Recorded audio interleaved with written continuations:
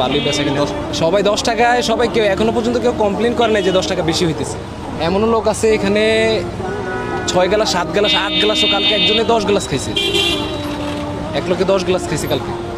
মানে একটু পর পর আয়া খাইতেছে, একটু পর পর আয়া খাইতেছে। এই বরফটা আমরা বাসা থেকে নিজেরা ফ্রিজে পলিথিনে করে বানায় নিয়ে আসি।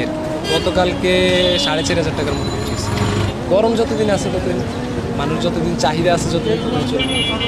আমি পড়াশোনা করি, স্টুডেন্ট বন্ধু, আমি শুধু একটু জাস্ট ওরা একটু 2-3টা দিন একটু সময় টমে দিয়া একটু বুঝাই টুজাই দিতেছি, এদিক দিয়া সব কিছু ওরে বেতন দিয়ে আর কি চালাইতেছে। এই যে অবশ্যই অভিজ্ঞতার ব্যাপার আছে, ধোয়া লাগতেছে, গ্লাসটা ধোয়া লাগতেছে। সব জায়গায় তো সব পরিবেশ, সবাই তো এক পরিবেশে খাওয়ায় না, ধোয়া ছাড়াও দিয়া দেয়। মানে ওরা আমি সব বলছি যে সব কাস্টমার 10 জন দাঁড়ায় থাকুক, তারপরও সুন্দরভাবে সুন্দর করে সব কিছু ঠিক করে বানায় খাওয়াইতে মানুষ, ওইটা তো দিতে অবশ্যই হয়।